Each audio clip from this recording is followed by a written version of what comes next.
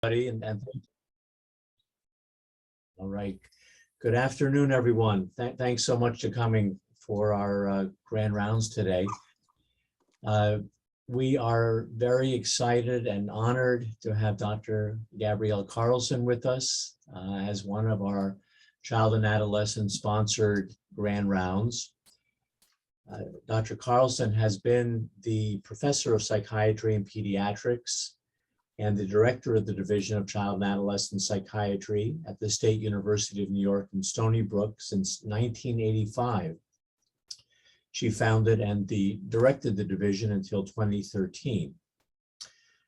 Her background is doing undergraduate training at Wellesley, obtaining her MD degree from Cornell, doing her general psychiatry training at Washington University in St. Louis and the National Institute of Mental Health, and then completing a fellowship and research fellowship in child and adolescent psychiatry in UCLA, where she taught on the faculty.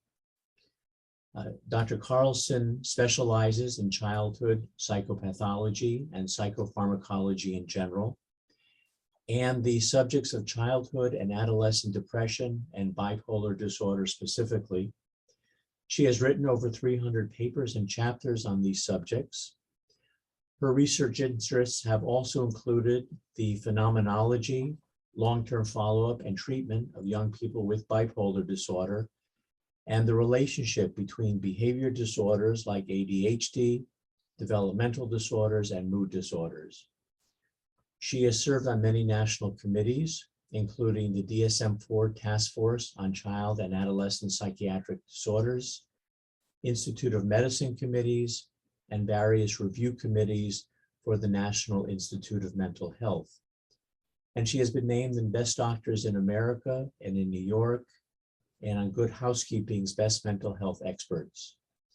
She has also won numerous awards, including the APA's Blanche Idelson Award for research in child and adolescent psychiatry, and the Agnes Purcell McGavin Award for prevention in child and adolescent psychiatry, the American Psychopathological Association Zubin Award for an individual who has played a fundamental role in psychopathology research, and the University of Missouri's Lifetime Achievement Award.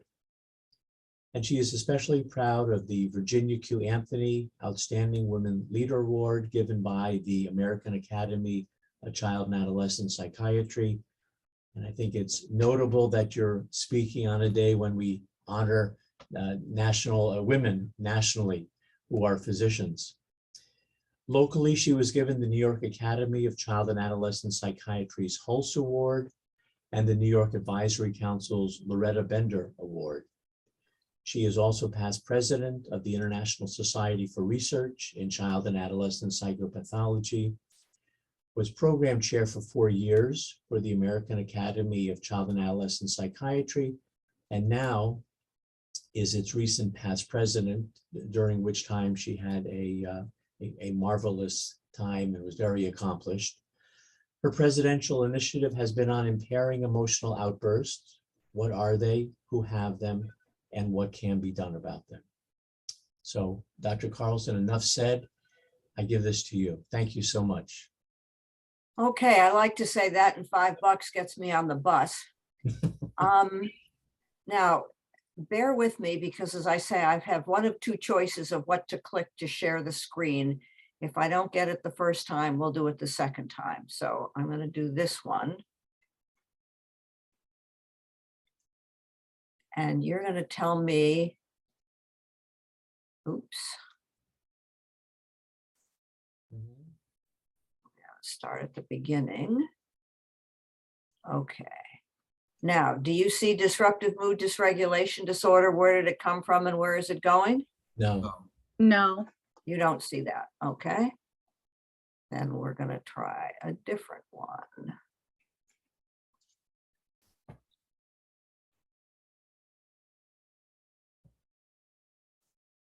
How about that? Yes. All right, now we have to see if it progresses.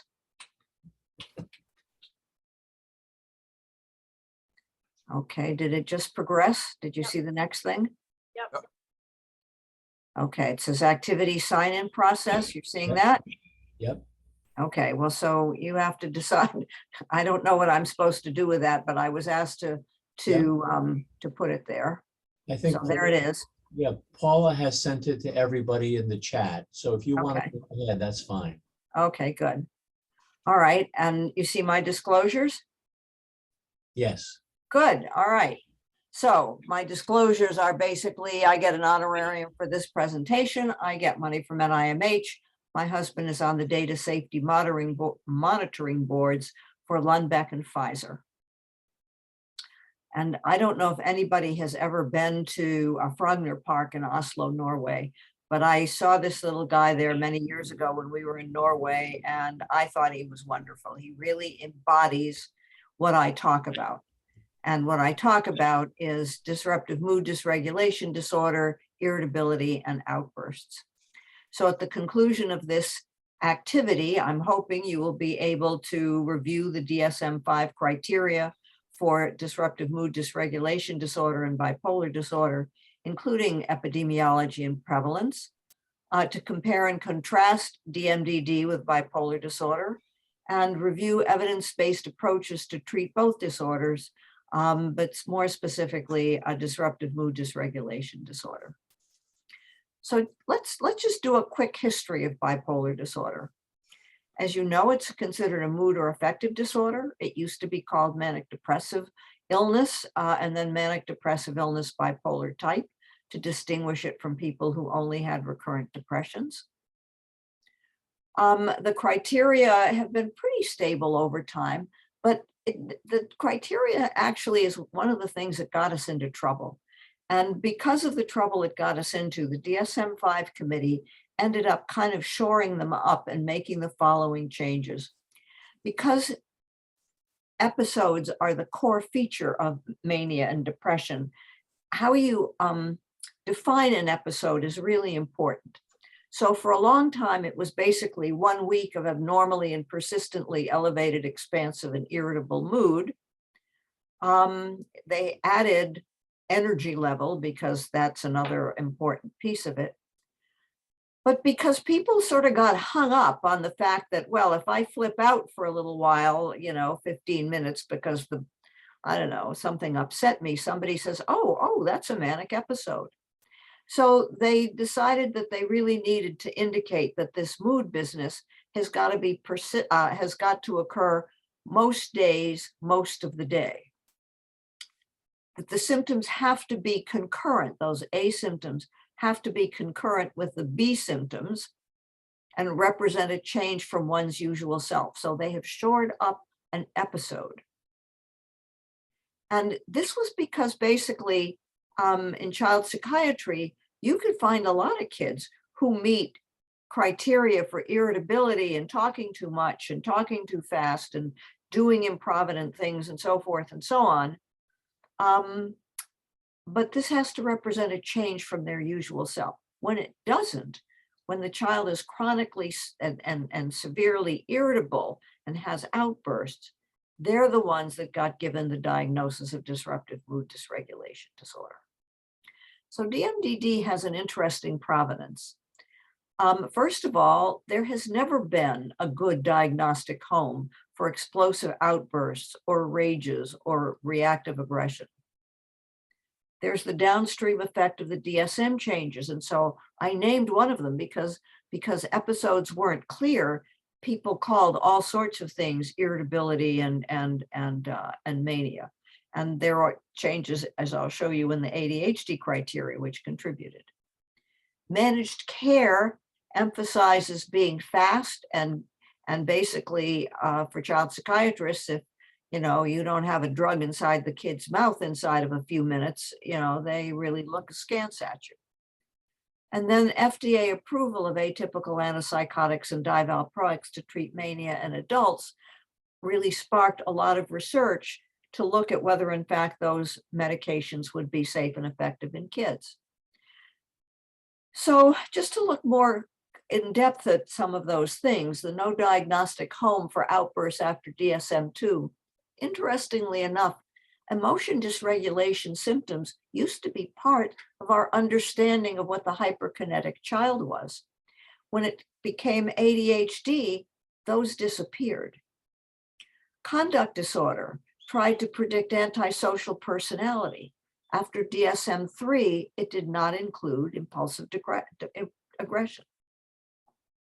Oppositional defiant disorder, which was one of the solutions to the question of what do you do with kids who often lose their temper, the fact is often losing temper or easily annoyed is a different dimension than the severity of the outbursts. So if I get ticked off easily and I, stomp out of the room, that's very different from the fact that I have a meltdown and I throw a chair at you. So the ODD doesn't quantify the severity of outbursts. Intermittent explosive disorder wasn't used for a long time because if the outbursts were better accounted for by another mental disorder, you didn't give intermittent explosive disorder as a diagnosis. So for the hyperkinetic child syndrome, if you look back in the 1950s and 60s when it was first sort of being operationalized, you had involuntary constant activity that greatly surpasses normal. Child does things on the spur of the moment, cannot delay gratification, so the impulsivity was there. Distractibility, frequent shifting of activities, distracted by extraneous stimuli. All of those things we know and recognize, they're still part of the DSM criteria. But here's what we don't have anymore that was part of the original conceptualization. The emotionality, fits of anger, easily provoked, reactions of volcanic intensity, and variability. Sometimes the kid is good, sometimes they're bad. Well, so that wasn't in the ADHD criteria anymore. Well, guess where it was? It was in the mania criteria. So increased goal-directed activity, excessive involvement in activities with a high potential for painful consequences, distractibility, irritable mood and episodes, all of those things nicely fit mania because we've messed around with the ADHD criteria. So here we are in DSM-2, hyperactivity, impulsivity, distractibility, and mood lability is out the window. So it got put in the text and it got put in oppositional defiant disorder, but we were left with mania symptoms. Another problem is that when you don't really know what the condition looks like, it's really easy to tick things off in a checklist or an interview. So for instance, mania is an elevated or expansive mood, and yet you find the term silly being frequently considered the childhood manifestation of mania. Well, I'm here to tell you silly class clown kids are garden variety ADHD kids. They're not euphoric. If you ask them what their mood is like, they're looking for attention. They're not strictly speaking euphoric. If you look at irritability, I can show you 15 different diagnoses for which low frustration tolerance and irritability are symptoms. If you look at reduced need for sleep and you say, well, this kid has trouble getting to sleep at night, he won't go to bed, he's up and down like a fiddler's elbow. Well, yeah, that's ADHD. Often, though, the kid is, pretty cranky the next day, or you can't get him out of bed. That is not a reduced need for sleep. Inflated self-esteem or grandiosity. Well, we know that kids with ADHD often don't recognize the fact that they may be laughing, but they're laughing at them, not with them. And they often brag and have a positive illusory bias, which is a term that the ADHD researchers use. People with mania have a flight of ideas. Their thoughts are going a mile a minute and they can't censor them and their mouth is in motion. And actually about 40% of kids with ADHD are off topic and have poor pragmatic language. And it's often, unless you're talking about an episode, it's often easy to mistake the two. So it's really easy, if you don't know what mania looks like, to confuse it with ADHD. Now, the emotional lability part of ADHD is defined as It can be defined as hot temper, low frustration tolerance, unpredictable sudden shifts towards anger, dysphoria, or sadness. If you look at the frequency with which you see it in kids with ADHD, in close to 1,200 kids, 25% didn't have it in a particularly remarkable way. 50% had it to mild to moderate extent, and 25% have it at severe levels. So what you see here is not every kid with ADHD has the mood lability, which is part of the reason why they threw it out of the ADHD criteria. Because in 1980, they were looking for things that were pretty unique to ADHD, and mood lability is not unique to it.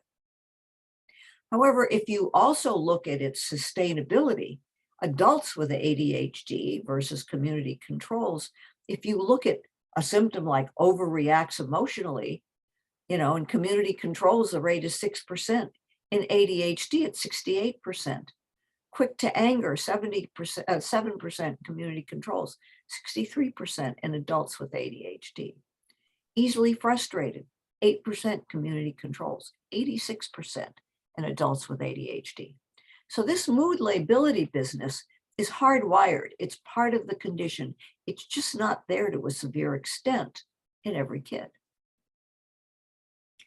Anyway, as a result of the difference of opinion about what irritable ADHD is, or childhood bipolar disorder, or adult bipolar disorder, there evolved sort of two ways of thinking about it. What I call the conservative or narrow phenotype, which is defined the way adults define it, episodes with an onset and offset. And you don't have an episode unless it goes away. So that's what the difference in premorbid personality business is. So episodes with onset and offset of unmodified manic symptoms, comorbid symptoms, which can certainly occur, intensify during an episode. The broad or more liberal phenotype was that there's a special prepubertal bipolar disorder manifested by these really explosive outbursts, the emotion dysregulation, which can be called the juvenile bipolar phenotype, or rages, or modified mania criteria, or severe mood dysregulation, which was what the NIMH folks called it, which was irritability, explosiveness, and hyperarousal. And people like me said, many kids with severe ADHD and oppositional defiant disorder are what's being captured in these explosive, irritable kids. So with this conservative and liberal sort of take on these things, they both identify significantly impaired kids. Each has data to support its reliability and internal validity. It's difficult to know within and between each investigator sample which is which. The good news is both mania and aggression respond to atypical antipsychotics with pretty decent effect sizes. So with that confluence of perfect storm kinds of things, what we saw back there in the late 90s and we'll say 2000s up to about 2010 is a huge increase in the rate of diagnosis of bipolar disorder. So this is a paper that I did with Joe Blader back in a ways, where we looked at the difference in discharge diagnosis for bipolar disorder in 1996 versus 2004. And as you can see, it increased a whole lot, 7-fold. And in terms of outpatient practices for office-based visits, the rates went from about 0.5% to 6.7%, a 40-fold increase, which got, a great deal of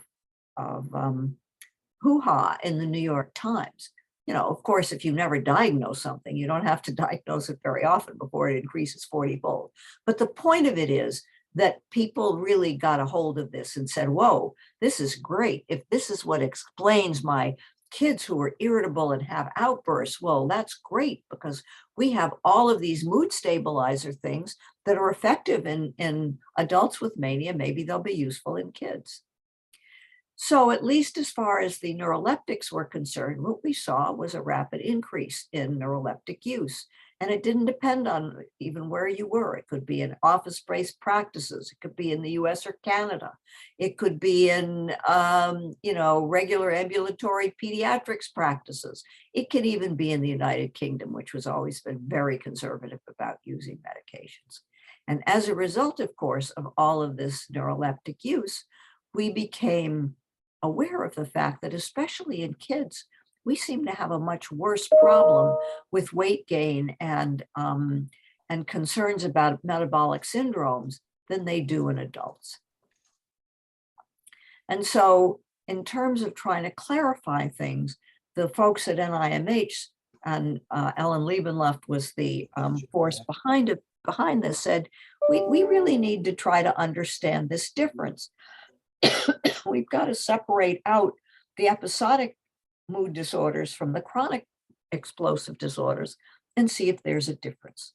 So she did that by calling this thing severe mood dysregulation. The kids with the irritable explosive business, she said they had this, she labeled this severe mood dysregulation. She called the kids with episodic bipolar disorder, mania, et cetera. And then, she and a whole lot of other people looked at, were there differences in treatment response, family history,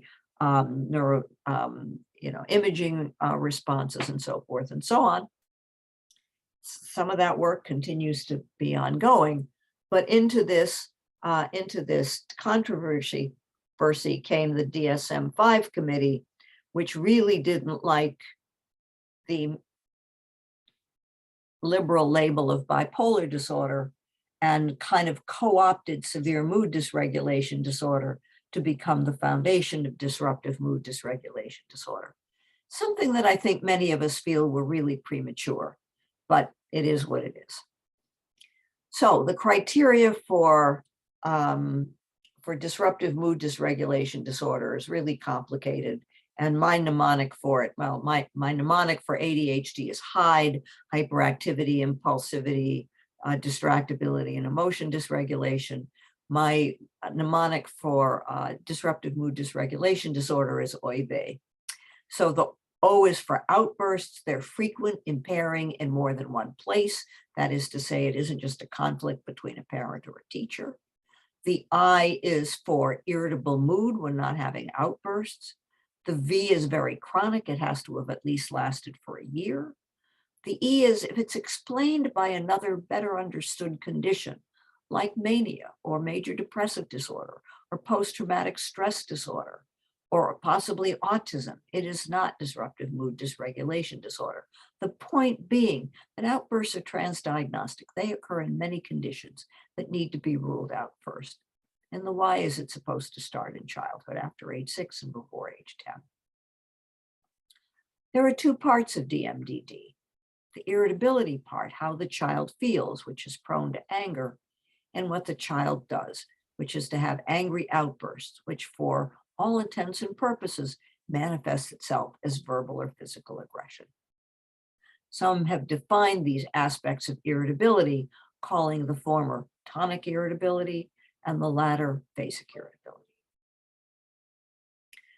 So in thinking about the outbursts, I think about a bomb, okay? I think about you have to assess each part of these things, and I think about a bomb. So what lights the fuse is the triggers, okay? The length of the fuse is the tonic irritability, the emotional reactivity. How quickly does this kid get angry? Does he, hold on and hold on and hold on and finally, lets a little steam off? Or is this somebody who's 0 to 60 in 2 seconds? And then, of course, there's the size of the explosion, the phasic irritability, deficient self-regulation. How upset does the kid get? And then there's how long it lasts. I am going to see if I can shut that off so you're not hearing those dings, at least to some extent. Okay, so think about outbursts think about bombs when you evaluate outbursts. In terms of the transdiagnostic nature, these are a number of studies that have looked at the frequency of DMDD within their well-characterized samples, whether it's inpatient unit, whether it's the longitudinal assessment of manic symptoms, whether it's our study that we've been doing, whether it's a study at NYU of tantrums. People have looked at, and you see a number of different conditions that you can get DMDD with. But the most prominent and replicable one is actually ADHD and oppositional defiant disorder, okay? And the rates, as you can see, are about 75%.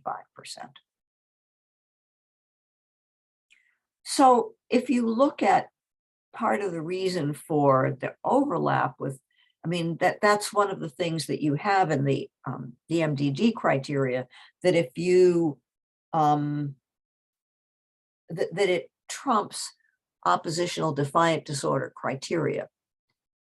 But many people feel that it shouldn't trump it at all. As a matter of fact, most of the Europeans, rather than inventing DMDD, say that actually that there's an irritable form of oppositional defiant disorder, and there's no such thing as DMDD. But what you can see is that there's clearly a lot of overlap between what we're defining as irritability and what we define in the ODD criteria. So these are the irritable symptoms within oppositional defiant disorder, often losing temper, easily annoyed, often angry and resentful. And the affect reactivity index is a nice brief measure that you can quantify irritability with, but it really does just get at the mood. What the child does when irritated is something that we really haven't operationalized or done very well. So we have and use the overt aggression scale, which includes verbal, property, and injury to self assaults. And there's a subjective irritability measure. The problem with it, if you look at it, this was designed to look at irritability and aggression in hospitalized psychotic adults. So the most severe form of this is smashes windows, breaks somebody's tooth. I mean, you don't get that. That's not a, that's a measure of somebody who hasn't been restrained, not necessarily a measure of irritability. And there's a measure that I defined, which measures triggers, what the child does, how often, and how long. And you can actually get this online at, if you want, going to the ACAP website, or if you just Google ACAP / and I've renamed this the EMO-I so it wouldn't get mixed up with the irritability affective reactivity index. You can get a copy of this. It doesn't cost you anything. And it does ask about, is the child rarely angry, mostly reasonable, episodically angry, or always cranky? It looks at the triggers, what causes him to get angry. It ascertains what the kid does when he gets angry, and how often, how long it lasts, whether the kid is irritable between outbursts, and how he feels afterwards. I also feel that it's important to get other measures of psychopathology in your clinic because, as I said, outbursts and irritability are transdiagnostic. If you use something like the CBCL or the Strength and Difficulties Questionnaire, which is free, the CBCL and TRF cost you, as does the Connors Rating Scale, but there are irritability measures embedded within it. But you could also look at how severe the kid is by looking at the child's T-scores. So each standard deviation above the mean gives you normal is 50, 85 percentile of abnormal is 60.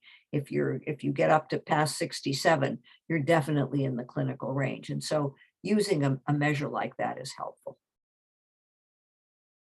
So let's look at the differential diagnosis, at least, of explosive outbursts. So the first cut is, are we talking about rare or frequent? If we're talking about rare, you're not talking about disruptive mood dysregulation disorder, and you're certainly not talking about an episode of mania because kids who are manic are irritable and they have outbursts. If it's frequent, if the outbursts are frequent, the next cut is this a change from the child's or teen's previous behavior? If it's a child, then you look for a stressor, school-related problems, learning problems, bullying, home problems, family problems, abuse, anxiety, catastrophic reactions.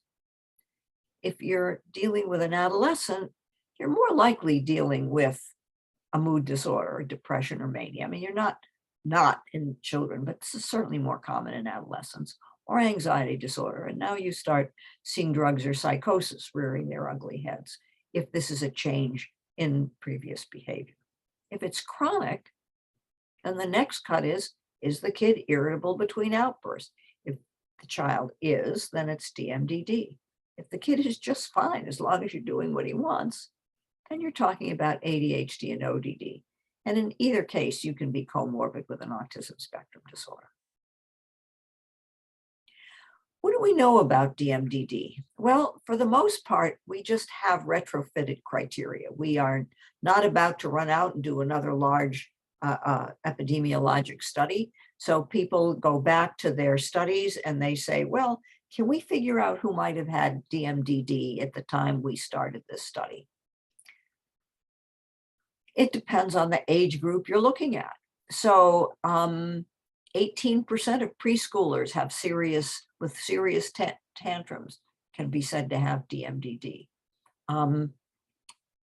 Actually, if you drill down and only get the criteria, really it's only 2 to 3%. If you look at kids, school-age kids with tantrums, like 9% of them will have tantrums. But if you really look at the criteria for DMDD, only 1 to 3% will have them.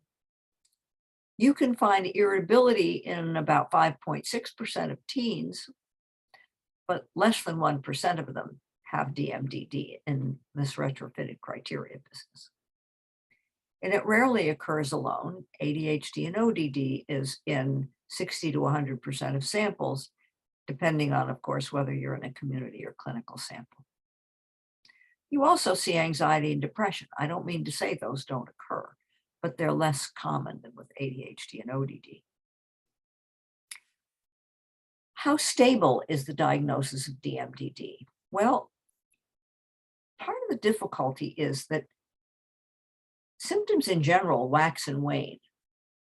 And so if you're going to tick off numbers of symptoms, what you find is this is not a terribly stable condition.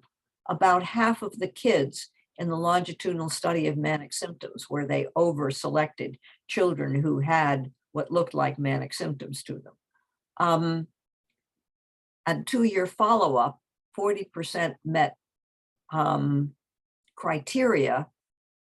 Well, let's see, 40% met criteria at least once, but 52% met them only once. It was not associated with a new onset of anxiety or depression. It's clinical sample.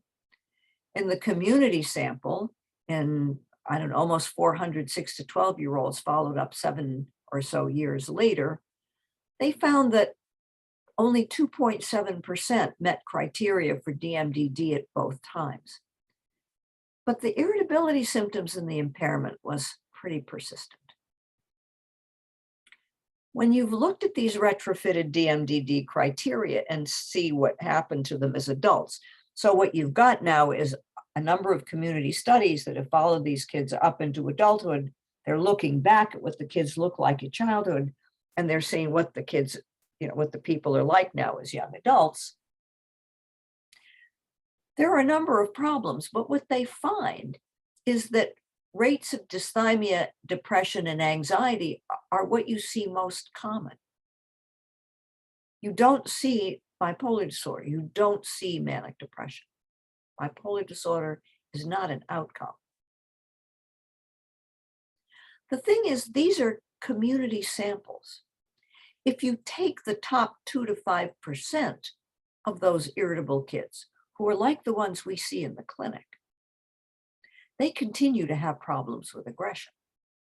They may or may not develop antisocial personality disorder. Anxiety and depression are not the main problems. So the bottom line is symptoms of ADHD spell hide, hyperactivity, impulsivity, distractibility, and emotion dysregulation. It's the emotion dysregulation part of ADHD that's causing the trouble.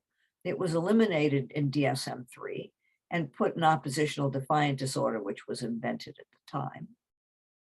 And so clinically speaking, DMDD is frequently, not always, but frequently, synonymous with severe ADHD combined and ODD. And I say this because for the younger generation who haven't been around to see this evolution, you're seeing this thing that sort of dropped out of a planet in 2000, or dropped out of a spaceship in 2013. And you say, well, now what the heck do I do about this? There's not a literature about treatment. What the heck do I do? And that's really a shame, because then you aren't treating something that you have some idea of how to manage. So let's look at what happens when you treat ADHD with mood dysregulation. So these are some old studies. This is the MTA study, multimodal treatment of ADHD study, where we looked at stimulant treatment with parent training. We threw the book at these kids, okay? I shouldn't say we, I was part of this study, but I wasn't part of the MTA, but still, I've adopted it. Anyway, they threw the book at these kids treatment-wise, unless you got the short straw and got community treatment. And what you saw is over the course of 14 months, for the kids that got ADHD treatment, they got stimulants. And people over here were saying, oh, no, this phenotype, this dysregulation phenotype, these are bipolar kids. Don't get near them with a stimulant. You will make them manic. The world will end if you treat this ADHD dysregulated group of kids with stimulants. So we looked to see whether that happened. And what it did was, no, it didn't happen. The ADHD kids, typical ADHD kids, got better. And the ADHD kids with the bipolar phenotype or mood dysregulation phenotype, they got better too. The same slope, but they started out sicker and they ended up sicker. If you look at what happened with them with the summer treatment program and throwing the book at them as far as behavior modification is concerned, what you see is the higher dose of stimulant and the longer you've had the behavior modification, the better rule following you did. Kids got better. The rub was they didn't get well. They didn't get 100% better. What about other treatments for ADHD? Well, people invariably ask me about guanfacine. There's just not a lot of data on guanfacine in aggression or oppositional disorder. It's an old paper which says, yep, it does in fact separate from placebo. The effect size is about 0.6. It does correlate with ADHD response. So these are the people that you're going to get a response to the aggression with are going to be the key people whose ADHD response. So this isn't an anti-aggression medication. It's an anti-aggression and ADHD medication. Old study of clonidine from 2003 took a long time, but there's a little bit of separation from placebo. How about mood stabilizers? So part of the theory in back of this DMDD thing, don't forget, was maybe these kids really have a form of pre-adolescent mania. So if you go with that theory, what happens? Well, what you find is that in this broad phenotype of manic symptoms, over 70% have in fact comorbid ADHD and ODD. And the response to divalproex alone is poor. The response to lithium didn't beat placebo. In ADHD, in the team study, the kids did take stimulants, but they weren't maximized. All they had to be was stable, having a stable dose for the last 6 months, okay? And ADHD was a moderator of poor response to mood stabilizers and predicted risperidone response, because atypical antipsychotics really don't care what your diagnosis is. So if you look at this slide from the team study, what you see is with risperidone, you had about a 2/3 response or improvement in terms of global improvement, and the dose was about 2.5 to 3 milligrams. If you look at lithium with a decent blood level, only about 1/3 responded. If you looked at valproate with a blood level of well over 100, only 1/4 responded. Now, this is a recent study. It was just published in JCAP last April. So this is a study where Joe Blader was interested in ADHD and aggression and outbursts. And he did a pilot study where he took the kids in the study, but he said, well, you know what, before I worry about their aggression, I really want to get them optimized on their ADHD medication, and then I'll treat their aggression. And when he optimized their ADHD treatment, he lost half his sample. He lost half his sample. He had to apply for an R01 and replicate it. He replicated it. So here's the kids that had their ADHD treated with optimized ADHD treatment. Oops. And they got really well. They got really well. But as I told you before, not all of them do. And so here's the group of kids that didn't. They got randomized to risperidone and valproate, which got them better. They did beat placebo, but they never got as well as these kids. So there is something different between these two groups of kids. And, you know, it sort of goes along with the fact that we end up needing polypharmacy sometimes. So the current approach basically in terms of treating ADHD and mood dysregulation is to optimize the response of ADHD, not just treat it, add a second treatment to address the mood or aggression if necessary. And there are data for risperidone, and in terms of combination, there's no evidence at least that stimulants plus lithium hurt. There are some data for stimulants with antidepressant and stimulants for alpha agonists. This is the model that Steve Pliska has used for treatment for ADHD modified for mood dysregulation and or mania. So if the kid clearly meets criteria for mania, that's what you treat. You stabilize their mood. If they have ADHD, you can add ADHD treatment afterwards. If they have disruptive mood dysregulation disorder or ADHD with outbursts, you start an optimized stimulant medication and parent training. If the ADHD and outbursts respond, well, good for you. If the ADHD improves, but the outbursts continue to some extent, you add other aggression mood treatments. If the ADHD gets worse, you try non-stimulants, you try atypical antipsychotics, you try mood stabilizers. But one of the things that you really need to do when you find out the kid gets worse is find out when he gets worse. Because if he's getting worse at the time the medication is active, that's a very different situation than that he responded quite well while the medication was active, and then you saw a rebound phenomenon, which you treat in a different way. So keep tabs on the time of day, the outbursts, and the worsening is continuing. How about antidepressants? The UCLA trial, which hasn't been published, but you can find it online on the FDA website. Jim McGuff used lisdexamfetamine to get the kids' ADHD better, and then added fluoxetine for an additional 8 weeks and didn't find any improvement. The kids were adolescents and so forth. And there was no difference. I realized I didn't add, I copied and pasted some slides from something else, and I didn't include the also recently published NIMH Celexa study, where basically they used methylphenidate and then added citalopram after the ADHD after several weeks.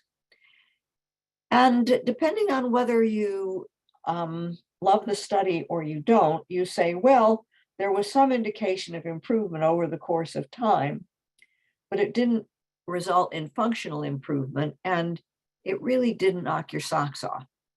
So part of the problem with that study was they didn't have a good measure of irritability, and the only thing they could use was the CGI.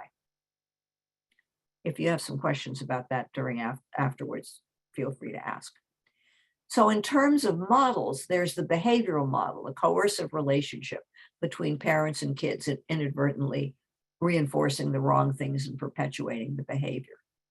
There's the frustrative non-reward, which is the NIMH model, which is you get aggressive when the attainment of your goal is blocked. There's the aberrant threat processing, where your amygdala, the child's, perceives a threat when one isn't there, and reacts to what they think is there, not what's there, sort of a poor perspective taking. There's cognitive inflexibility, or poor problem solving, seeing only one unhelpful way of solving a problem and doing it over and over. And negative cognitive bias, attending to ambiguous situations and interpreting them as negative. I see a lot of kids like this. So the psychotherapeutic interventions that we have, the established psychotherapies that we have with good data, are parent management training, less so, but some with cognitive behavioral treatment and anger management, collaborative problem solving or collaborative proactive solutions, dialectic behavior therapy for teens, MATCH, which is basically using evidence-based treatments for whatever you happen to be confronting. And if you have a comorbid problem, you end up mixing and matching your treatments. There are some new therapies on the horizon. There's an article on DBT for children. There's NIMH is doing a graduated exposure treatment to increasing frustration. I know I was trying this on my inpatient service for a while, where I practiced with the other kids, calling a kid names and seeing, if they could stand the teasing or come up with a response to it before we discharge them. Cognitive bias training, which is kids are trained to look at facial ambiguous faces and interpret them as ambiguous rather than hostile. Probably the nicest study that's been done, which really sort of puts everything together, was Jim Waxmansky's study looking at DMDD that was published about 5 years ago now. So he had the kids stabilized on ADHD medication. There was a parent component where the parent got psychoeducation, behavior modification, teaching about triggers, et cetera, et cetera. The kids were seen in a group to try to get them to learn how to make good choices when they're calm, and emotion regulation. There was the people that got the short straw and community treatment. And the result was, over the course of time, many of the measures improved. The effect sizes was about 0.3 for mood and about 0.6 for irritability, about 0.4 for oppositional defiant disorder. So about what you get in general with psychotherapeutic interventions. The problem is it didn't persist. So after about 8 weeks, when the therapy didn't continue and the kids were sort of left, or the families were left to their own devices in the community, they relapsed. So that's the difficulty here. You've got a condition that's difficult to treat, and you have to keep it up. So this needs a good diagnostic assessment. While ADHD and ODD are common, anxiety and depression and autism also occur, which is why they're rule outs for DMDD. You need to keep careful records of frequency, intensity, number, and duration of outbursts. You need to maximize the treatment of the base condition. In my experience, it's ADHD combined. If the symptoms remain, you add another medication. If it's an atypical, you pay attention to weight immediately, and the current treatment seems to be to add metformin. We desperately need medication for severe outbursts, whatever they're called. The press, I like to say, goes on and on about giving kids powerful drugs, but for these kids, the power of their disorder is much greater than our treatments. So I can stop here. and take questions, or I can continue. I just wasn't sure whether I was supposed to leave some time for the people that have to leave at 1 o'clock. So I can stop here and take questions, or I can talk about the depressing state of managing outbursts. Does anybody want to weigh in and tell me what to do? Let's, why don't you, I think stopping here, Okay. again, good, Okay. and give us enough time without rushing for some questions if people have them. Okay. Yeah. Go for it.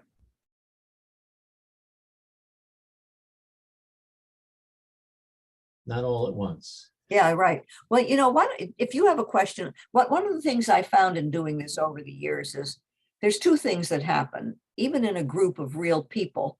There's this thing about you need to uncork the audience. But one of the things that happens on Zoom is people are afraid to talk because they're afraid somebody else is going to talk and they don't want to be rude. And so we have this Gaston and Alphonse thing where you talk, no, you talk, no, yes, so nobody talks.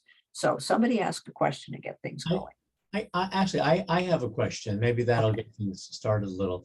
Okay. So I was interested in one of Joe Blader's recent articles about DMDD and a reference to fMRI changes looking at emotion dysregulation and potential locations, and looking at differences in reactivity within the medial prefrontal cortex and the orbital frontal cortex and even the cingulate. So I was wondering if you could comment some on that.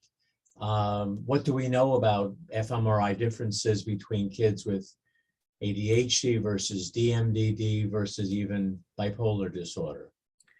Well, that's certainly a very, that's everybody is studying that as well as they can. I think Joe has a grant, as a matter of fact, to look at those differences between his good responders and his responders.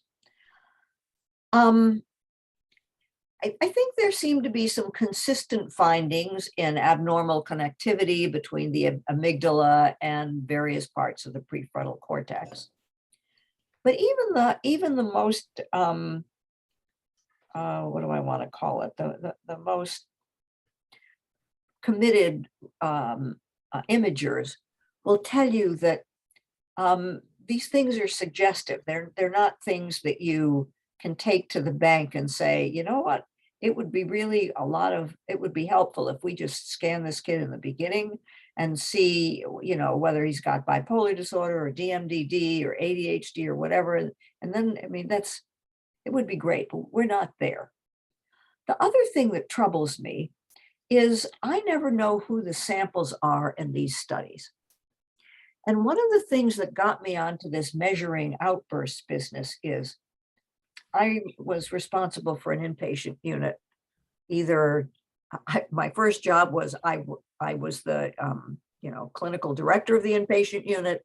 As the division director, I attended on our inpatient unit, and even since then, I've done research on our inpatient unit. I see these kids in spades, and you could not get them in a bloody scanner for 25 minutes, okay? You just couldn't do it. So I don't know which kids they're getting in the scanner. And that's one of the reasons why I think before anybody does any research in this area, I want to see a T-score of how aggressive they are. I want to see how frequent and severe their outbursts are. I want to see whether they've got ADHD or an anxiety disorder or whatever. I want to see all of those things, because then I'll know how generalizable their findings are. And my biggest sadness about the NIMH study, which they tried really hard with, it took them 10 years to get that sample. They didn't do any of those things. So I can't look at that group of kids and say, are they my inpatients? Are they my outpatients? Who the heck are they? And that's what we want. We want something that generalizes so that we can look at a parent in the eye and say, this is what you've got. This is what we're going to do about it, rather than, well, beats the hell out of me. You know, we'll give it our best shot. You know, that's honest, but it's not reassuring. Okay, thanks. We have a question about the connection between trauma and DMDD? That is almost invariably a question that comes up. You may recall that that was one of the things I put there in my differential diagnosis of outbursts. I think that one of the things that came out of my presidential initiative, the trauma representative on my team was Lisa Maya Jackson, who is one of the runners of the NCTSN, the National Traumatic Stress Network. So I got the top person in there. And I said to her, I always get this question, Lisa, what's the relationship of trauma with DMDD? How often do traumatized kids have irritability and outbursts? Oh, she says, let me get back to you on that.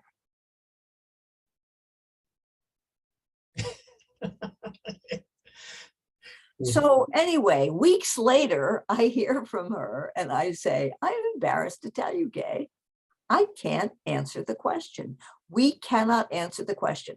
Even though outbursts is one of the criteria in PTSD, we don't have the data. And so that's one of the things she's going to be doing. She couldn't do it in time, before my presidency finished, but she really got onto that. So the bottom line is, obviously, kids that have been traumatized have problems with emotion dysregulation. Whether that's accounted for by their trauma or their co-occurring other problems, whether there's something unique about it, I don't know. It's certainly something that needs to be ruled out. It's certainly something that needs to be accounted for in the treatment. And it's, it's one of the things that we have to live with, is that we have a couple of symptoms. Tonic and basic irritability is transdiagnostic. We can't just say, plop it into DMDD and that solves our problems. It's not a solution to our problems. Right. So first we have Dr. Urrutia. Vicki, if you want to go, and then Daniela, and then Dr. Bentman. Thanks, Dr. Carlson. That was a wonderful talk. I'm an inpatient attending on a child and adolescent unit, and you mentioned how important it is to have a really good diagnostic assessment. What kind of batteries of structured instruments would you recommend on admission that could help us to tease these things out? Well, part of it depends on, when I ran the unit, I insisted that we get certain things. I'm afraid that's sort of gone to pot now, because you really have to be on top of things in order to do it. I used to use the child and adolescent symptom inventory, but then we got it for free because the guy that developed it was on our was in our faculty. He charges for it now, so you have to have a budget for it. But that's a DSM-4 based checklist, basically, that gives you a lot of good information. You can use the strengths and difficulties questionnaire. And by the way, for those of you who are interested in this, again, go to ACAP/dysregulation, and you'll get to my my resource center. And on the resource center, you'll see stuff for clinicians, stuff for parents, stuff for kids. Under the clinician resource center, you'll see some of these things. Anyway, strength and difficulties questionnaire gives you severity criteria in hyperactivity and aggression and anxiety and depression and peer relationships. I use my EMO-I that talks about severity of outbursts. I use the irritability, the affect reactivity inventory. I get those things from the parents when the kid comes in. There are some things that I've always gotten from the kids, which is a child depression inventory. The kid is older. I do a symptom-based rating scale with a kid. I do a sentence completion test with the kid. If I'm lucky enough that the kid is able to stay long enough to get information from schools, I use the same rating scales with the teacher as I do with the parent. In the heyday of our inpatient unit, when we kept kids for a month, we could get that information, and it was really very helpful. So those are the measures we use. The director now is telling me that we have people are using the modified aggressive rating scale, the one that I was telling you about, because they use it on the adult inpatient unit, and nobody would let us use the one that was adapted for kids on the children's inpatient unit. Still, it's better than nothing. So that's another possibility. Dr. Bereska has a question. Yes, thank you very much for the presentation. I'm an adult psychiatrist, but it was extremely interesting. I had a question regarding if there's any data with the correlation in adult with borderline personality disorder. You mentioned antisocial, but. Yeah, no, that's a good question. I think IED, intermittent explosive disorder, is the other one that I usually get. I certainly think that if I really knew what borderline personality disorder was, I would say yes, a number of these kids have budding borderline personality disorder. It's an important distinction, though, because in my experience, kids with borderline personality disorder don't necessarily respond all that well to ADHD medication. So it may be, for instance, that one of the things that we find in that, if you remember that graph I showed you, where you had the kids that responded really well to stimulants in one group and the kids that didn't respond so hot in the other group, maybe some of those kids will end up with borderline personality disorder. But because we've sort of shied away from getting that kind of information in our assessment scales, it's a difficult question to answer. But, you know, I certainly see a lot of what I call drama queens and even drama kings in my practice, who I think are sort of going down that road. Thank you. Go to Dr. Bettman, then Dr. Ovanessian. So in the studies that you presented, how well controlled were the participants in terms of the first degree relatives with well-diagnosed bipolar illness? And if you tease out that group and these kids, does it change the results? Oh, yeah. Everybody who does studies makes sure that there's no bipolar disorder in the families. So while that's a great question to ask, if somebody develops a manic episode, you know, they obviously didn't do their job. Well, except the trouble with mania and bipolar, you know, you can have manic episodes for the first time, you know, up to the age of 60 if you want. So, you know, you can't ever completely rule it out. But people really do try to rule it out because they don't want to be responsible for setting off manic episodes in people. The thing that I will tell you about their family histories is that at least the kids that I see, and judging from even the studies of bipolar disorder, nobody comes with a clean family history. Nobody comes with just one thing in their families. And so one of the most interesting databases is between the Boris Bermaher's offspring of bipolar study and a similar study that went on in the Netherlands. In the United States sample, if you look at Boris's families, they have substance abuse, they have jail time, they have ADHD, they're a mess, okay? If you look at the sample from the Netherlands, for whatever reason, where they ever got their families, I don't know, they don't have that. They're higher functioning, their spouses are higher functioning, their families are just in better shape. So all of that other stuff is really important, not just in terms of bipolar disorder, but in terms of, as you know, anything that we treat. You know, as my mentor Denny Cantwell used to say, choose your parents wisely. And Dr. Burmacher will be with us in a couple of weeks. So interesting, we'll be able to get some comparisons from his studies. I think Dr. Ovanessian, if he's still here, had a question, and if not, yes. Sorry about that. This is Simon Ovanessian, child psychiatrist at St. Vincent. I want to thank you very much. Excellent as always. I've seen you talk several times years ago. My question is focused on your experience on treating these kind of kids. What is your first, I see I personally myself start Risperdal. I see combination Risperdal and mood stabilizer. Initially, somewhere in your talk said lithium is kind of not preferred. some of the studies I read, there is no clear study that links the medication choice or combination of medication choice with changes in the brain, unless if I'm not aware of. Can you comment on that? I think, first of all, even though I presented you data with a good deal of bravado, the sample sizes of all these things are pretty small.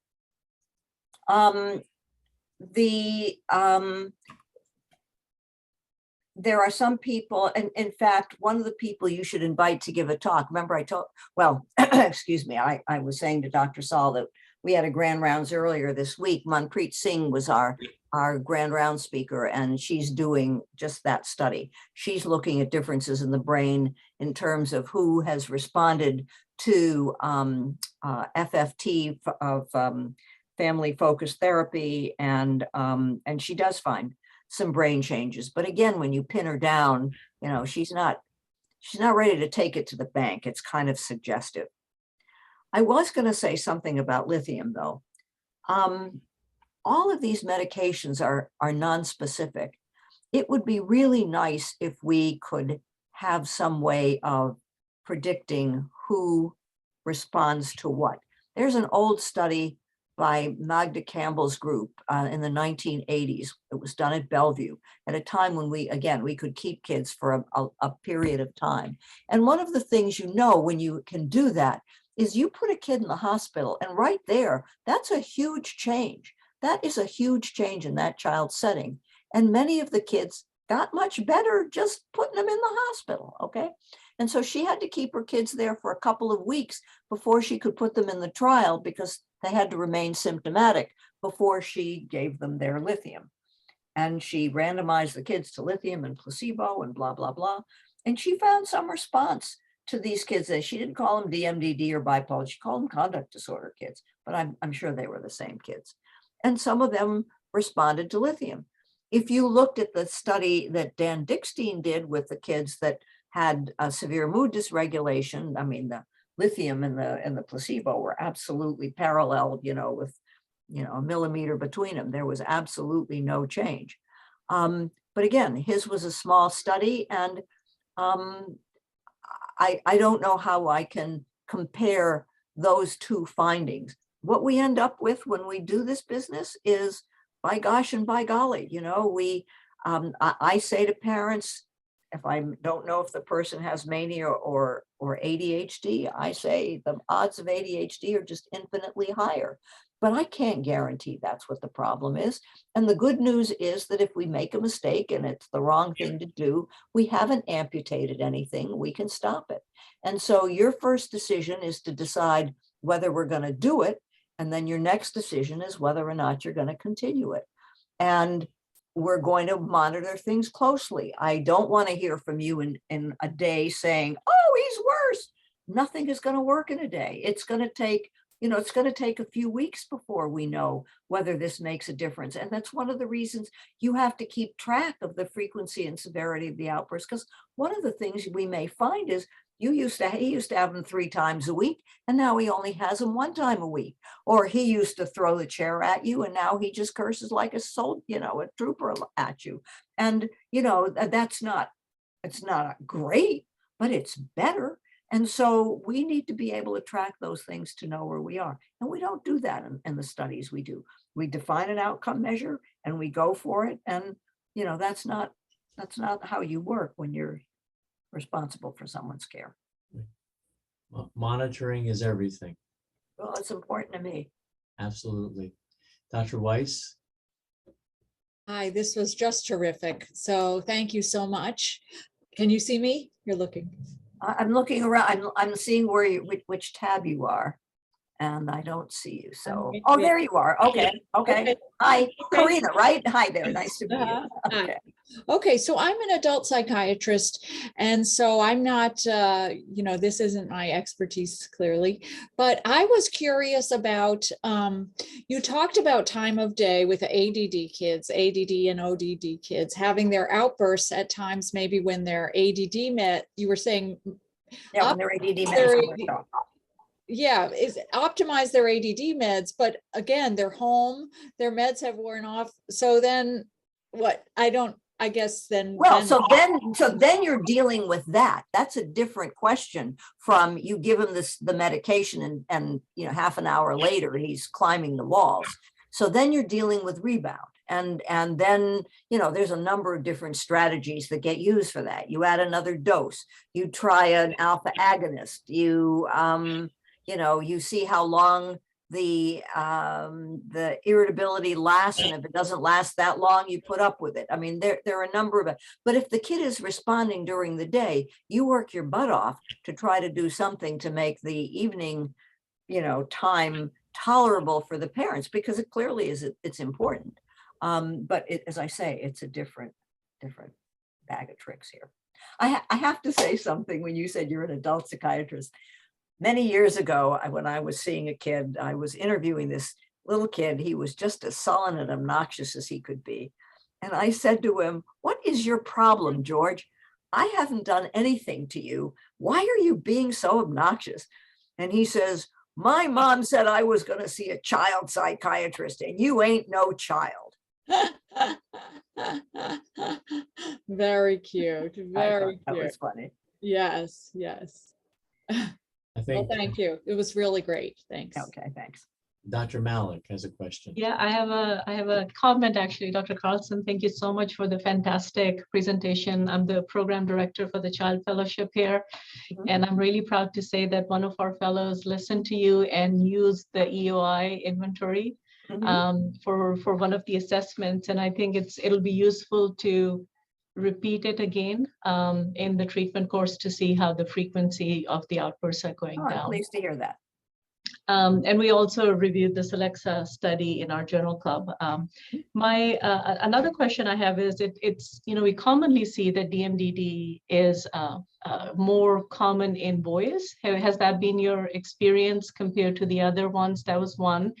And the second thing, just a comment is, I really appreciate how you commented on the instability of the psychopathology of DMDD versus maybe some other diagnoses like anxiety, which are more stable psychopathology too. So I think another important thing to remember is to sort of monitor these kids and see what emerges, you know, in few years after that, and what else you need to treat in terms of comorbidity and whatnot. But thank you for a wonderful presentation. Well, so in terms of the stability of the diagnosis, I think one of the things that comes out of the literature is the worse it is and the longer you've got it, the less likely it is to go away. In terms of the gender differences, if it's ADHD and ODD, you're going to see it more in boys just because they're more hyperactive and impulsive and oppositional. It's the inattentive type of ADHD that you see more in the girls. Though for the person who was asking about borderline personality disorder, you know, those are the ones, I mean, you can get it in boys, but my experience is you see it more in girls. Those are the ones that I may have a higher index of suspicion on. I'm not sure if Dr. Ovanesian has another question, or that's your hand up from previously. No, it was previously. I'll take it down. Okay. So any other questions or comments for Dr. Carlson?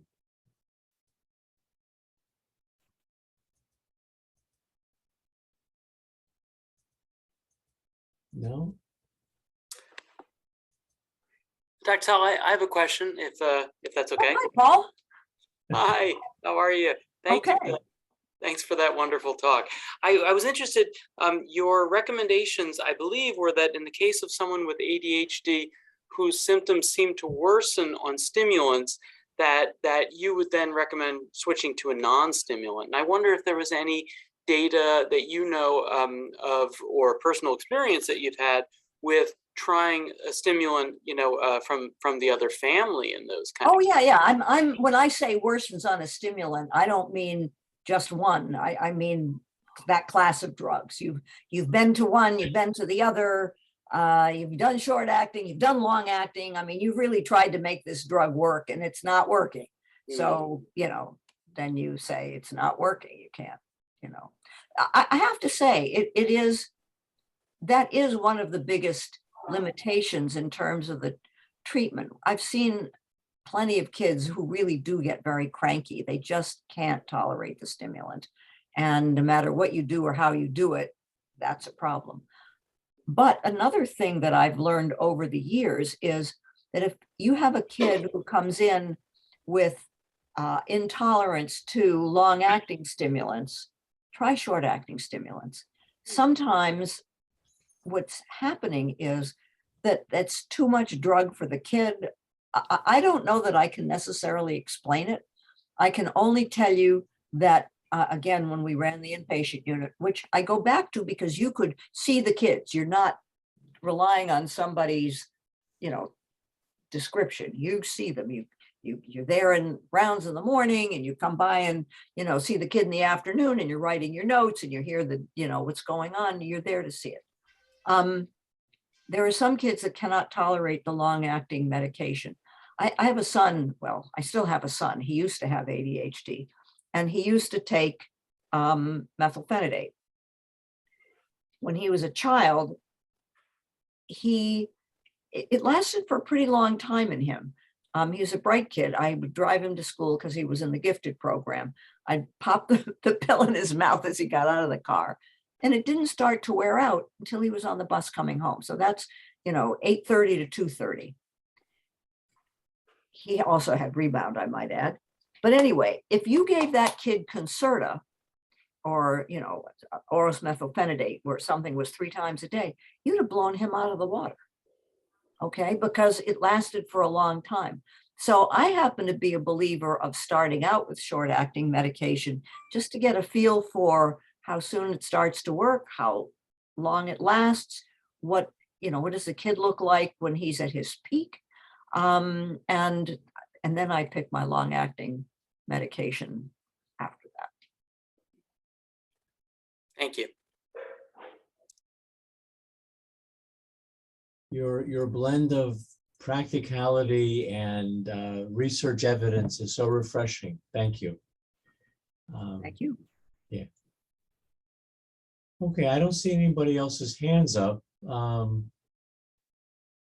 Last questions from anybody? Going once, going twice. No? All right.